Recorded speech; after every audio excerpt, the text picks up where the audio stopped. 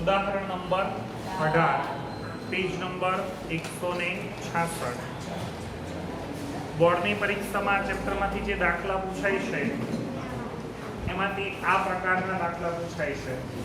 જેવી રીતે વાર્ષિક હિસાબમાં 5 ખાતા આવતા: વેપાર, નફા નુકસાન, ફાળવણી, મૂડી, પાકું સરવૈયું. સેમ એ રીતે આ ચેપ્ટરમાં 4 ખાતા આવશે: પુનઃ મૂલ્યાંકન, રોકડ પણ આવી શકે અથવા બેંક પણ આવી શકે. રોકડ, બેંક, ભાગીદારના મૂડી ખાતા અને પાકો સરવૈયો. 166 પટેલ શાહ અત્યારે કેટલા ભાગીદાર? 2. પ્રમાણ બોલો કેટલું? કયું પ્રમાણ કહેવાય? 31/3/16 નું પાકું સરવૈયું આપેલું છે. એને કયું પાકું સરવૈયું કહેવાય? બોર્ડ પર બનાવેલું એ નવા પાકા સરવૈયામાં બધી રકમ કઈ લખાય નથી. જોઈએ સૌથી છેલ્લો પેરેગ્રાફ. જરૂરી આમ નોંધ લખો કૌંસમાં જાતે. પછી પુનઃ મૂલ્યાંકન ખાતું, મૂડી ખાતા અને પ્રવેશ બાદનું પાકું સરવૈયું તૈયાર કરો. રોકડ ખાતું બનાવવાની સૂચના આપેલી નથી, છતાં આપણે બનાવવું પડશે. આ દાખલો પાકા સરવૈયાથી ક્રમમાં સ્ટેપ બાય સ્ટેપ જ શરૂ થશે. વાર્ષિક હિસાબ આપણે શરૂ કરતા ત્યારે પહેલા શું લેતા? 5 વિગત, મૂડી, ઉપાડ, શરૂઆતનો સ્ટોક, ખરીદ, વેચાણ, હવાલા અને કાચો સરવૈયો. આ દાખલો ક્રમમાં જ લેવાશે. પહેલા બોલો શું આપેલી છે? મૂડી બાકી હોય હંમેશા મૂડી ખાતાની જમા બાજુ વિગતવાર. બાકી આગળ લાવ્યા મૂડી 1,20,000, 31 અને 1,30. મૂડીની પછી બોલો શું છે? લોન ને ધંધા માટે શું કહેવાય? મૂડી દેવા બાજુ 2 વિગત આપે. પહેલા મૂડી હોય તો પછી બાકીનું બધું શું હોય? દેવા. લોન લેણદાર દેવી ઉડી અને ચૂકવવાના બાકી ખર્ચા. આ બધાને લખાય મૂડી દેવા. પણ આ જૂની કિંમતે લખાય કે નવી? બાજુમાં પેટન્ટ, જમીન, યંત્રો, ફર્નિચર, મોટર કાર, સ્ટોક, દેવાદાર. આ બધાને શું કહેવાય? મિલકત. મિલકતને ક્યાં લખાય? મિલકત. રોકડ સિલક નથી આપેલી ને, તો લગભગ રોકડની જરૂર પડશે નહીં. હવાલા પરથી ખબર પડશે. પહેલું 1/4/16 ના રોજ રાવલને નવી પેઢીમાં દાખલ કરવાનું નક્કી કર્યું. રાવલ મૂડી તરીકે કેટલા લાવે છે? જરૂર પડશે. જો પાકા સરવૈયામાં રોકડ સિલક આપેલી હોત ને તો અહીંયા આપણે લખાત બાકી આગળ લાવ્યા, પણ એ આપવામાં આવેલી નથી. રાવલ મૂડીના બોલો કેટલા રોકડા લાવે છે? રાવલ મૂડીના રોકડા લાવે તો રોકડ આવે કે રોકડ જાય? રોકડ આવે તો રોકડ ખાતાની કોણ લાવે છે? વિગતમાં લખાય રાવલના મૂડી. કેટલા લાવે છે? આપણે નામો ભણીને દ્વિનોંધી છે. એક અસર ઉધાર થાય તો બીજી અસર, એક અસર જમા થાય તો બીજી. આ અસર કઈ બાજુ છે? તો બીજી અસર જમા. એ કોની જમા બાજુ થાય? મૂડી ખાતાની જમા. મૂડી ખાતાની જમા બાજુ વિગતમાં શું લખાય? મૂડી ખાતાની જમા બાજુ વિગતમાં રોકડ ખાતે. રાવલના ખાનામાં 2 લાખ. આગળ હવાલા આપવામાં આવેલા છે. પહેલો જમીન અને મકાનમાં 20% બોલો શું કરવાનો? મિલકત વધી કે ઘટી? ફાયદો કે નુકસાન? પુનઃ મૂલ્યાંકન 20%. 28,000. પાકા સરવૈયામાં નવી કિંમત આવે કે જૂની? વધારો કરીને આપો. 1 લાખ. અત્યારે કેટલા છે? 1,40,000 વત્તા 28 એટલે 1,60,000. યંત્રોમાં 10% શું કરવાનો? મિલકત ઘટી. ફાયદો કે નુકસાન? પુનઃ મૂલ્યાંકન ઉધાર. યંત્રો ખાતે 7,000. 10% ને? આ માઈનસ કરવાના કે પ્લસ? ચલો માઈનસ કરીને આપો. સમજાય છે? ચલો એની પછી 3 ફર્નિચર ની કિંમત કેટલી ગણવાની? ઉપર જો ને, હવે કેટલા? શું થયું? ફાયદો કે નુકસાન? પુનઃ મૂલ્યાંકન ફર્નિચર ખાતે 20,000. ચલો પાકા સરવૈયામાં છે એ જૂની, આપણે કઈ લખાય? નવી કિંમત બોલો. 60,000. એની પછી હવાલા નંબર 4 મોટર કાર પર 20% શું ગણવાનો? ફાયદો કે નુકસાન? પુનઃ મૂલ્યાંકન મોટર કાર ખાતે માઈનસ કરવાના કે પ્લસ? માઈનસ કરીને આપો. 96,000. હવાલા નંબર 5 દેવાદાર પર 5,000 શું ગણવાની? દેવાદારને લખાય પાકા સરવૈયામાં મિલકત. ઇનર કોલમની રકમ 21,000. અત્યારે ગાલખાત અનામત પાકા સરવૈયામાં કેટલી છે? 1,000 છે, એને જૂની કહેવાય. આપણે 1,000 બાદ કરવાના કે હવાલાના 5,000? 21 - 5 16. ઉપર પાકા સરવૈયામાં કેટલી ગાલખાત અનામત હતી? 1,000. હવે કેટલી છે? અત્યાર સુધી કેટલું દારૂ પકડાતું? 1,000. હવે કેટલું દારૂ પકડાય? ઓછું દારૂ પકડાયું કે વધારે? વધારે દારૂ પકડાય. ફાયદો કે નુકસાન? પુનઃ મૂલ્યાંકન ગાલખાત અનામત સાથે 4,000. પેટન્ટની કિંમત કેટલી ગણવી? એટલે મિલકત લેના બાજુ કઈ પેટન્ટ લખાશે? હતા કેટલાના? 10 ના 0 થઈ ગયા. ફાયદો કે નુકસાન? ઘટી ગયા ને? નુકસાન થાય તો પુનઃ મૂલ્યાંકન પેટન્ટ ખાતે. નંબર 7 લોન પર વ્યાજ ચૂકવવાનું બાકી કેટલું? ચૂકવવાનું બાકી છે તો એ ખર્ચ કહેવાય કે આવક?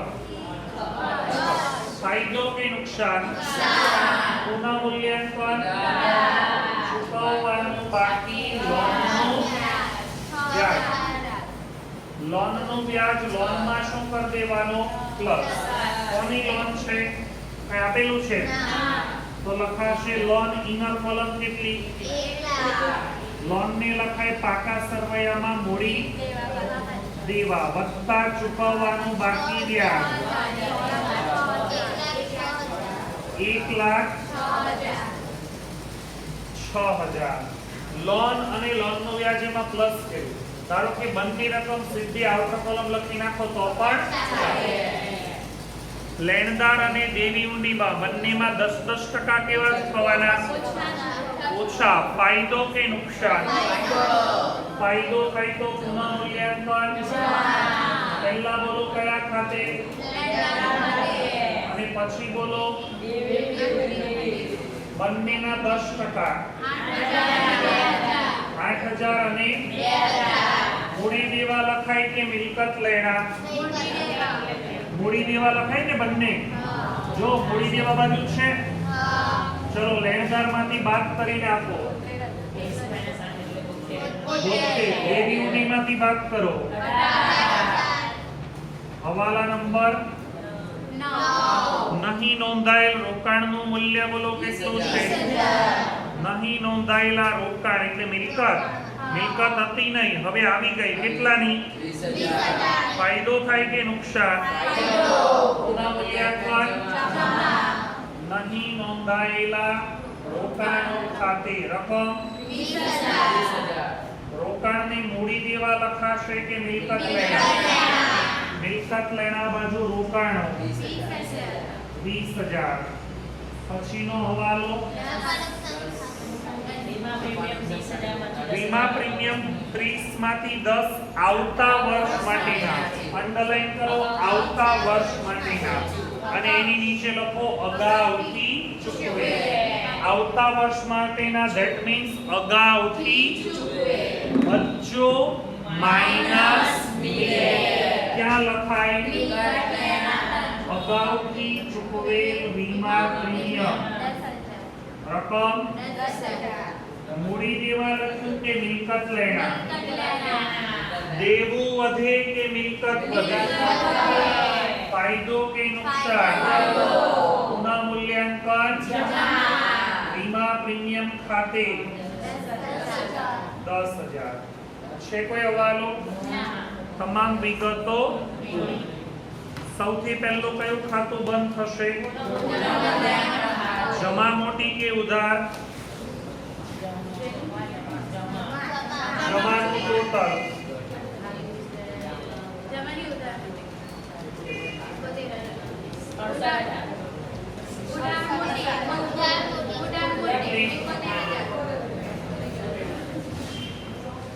તો બંને બાજુ લખાય બોલો કેટલા 71 માંથી જમા બાજુ બાદ કરો જમા બાજુ ઘટે તો એને નફો કહેવાય કે ખોટ કોને અપાય ભાગીદારને અપાય ભાગીદારોના બાજુમાં 2% કૌંસમાં જૂના ભાગીદાર વચ્ચે જૂના પ્રમાણમાં પટેલ અને જૂનું પ્રમાણ કેટલું છે 3 ચલો અહીંયા આ અસર કઈ બાજુ છે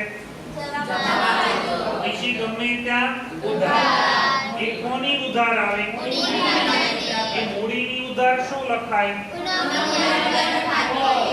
પુનઃ મૂલ્યાંકન પહેલા ખાનામાં 1800 બીજામાં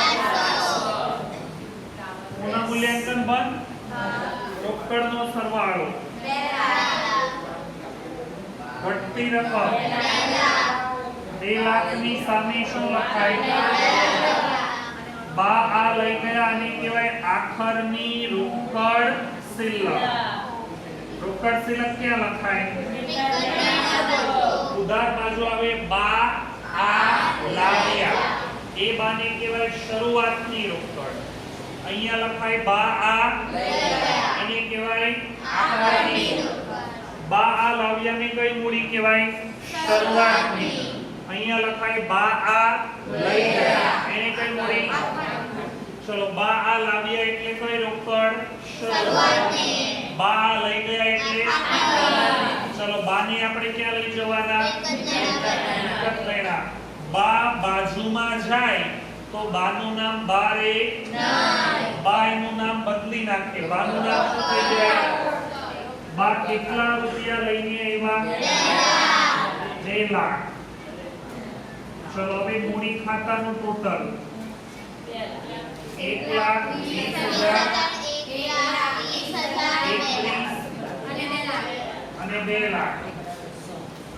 ચલો ઉધાર બાજુ પહેલામાં ઘટતી રકમ 1,18,000 બીજામાં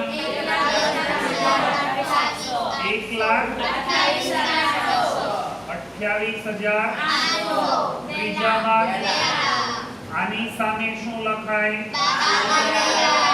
બા આ આને કઈ મૂડી કહેવાય આ બા ક્યાં જશે ગયા વર્ષે બા બાજુમાં ગયા હતા આ વર્ષે બા નીચે આવે બા બાજુમાં જાય તો બાનું નામ બા નીચે આવે તો બાનું નામ ભાગીદારોના મૂડી ખાતા શાહ અને રાવલ પટેલની રકમ 1,18,200 અને છેલ્લામાં 2 લાખ 4 લાખ પાકું સરવૈયું સીધું પેક નહીં કરવાનું ચેક કરવાનું કે કોઈ વિગત બાકી રહી ગઈ છે કે નહીં મૂડી દેવા બાજુ જો બધી વિગતો આવી ગઈ ચૂકવવાના બાકી ખર્ચાની નવી રકમ આપેલી તો એની કઈ રકમ લઈ લેવાની ચૂકવવાના બાકી ખર્ચ ખાતે 30,000. મિલકત લેણા જો તો શું બાકી રહી ગયું? સ્ટોક. પેલા પેટન્ટ પણ નથી લખેલા, એ તો 0 થઈ ગયા ને. સ્ટોક એક જ બાકી, સ્ટોકની રકમ બાકી છે. કોઈ વિગત? સરવાળો 6,00,000. પાકા સરવૈયામાં બંને બાજુનું ટોટલ કેવું થશે? ખાતા બની ગયા. હવે શું લખવાની છે? જાતે લખવાની છે. 3 આમનોન છે, 3 આવડી જશે. પહેલી આમનોન, આ બધી વસ્તુ ખાતામાં કઈ બાજુ છે? બોલો. આમનોનમાં આ બધી વસ્તુ જમા, તો ઉધાર કોણ? ચલો, આટલી વસ્તુ ખાતામાં કઈ બાજુ? ખાતામાં જમા. 1 2 3 4 5, પાંચેય વિગત ઉધાર. પુનઃ મૂલ્યાંકન. પછી આમનો નંબર પટેલ અને શાહ જમા છે. આમનોનમાં પટેલના મૂડી ખાતે ઉધાર, શાહના મૂડી ખાતે ઉધાર. આવડશે 3 આમનોન? લખી નાખો.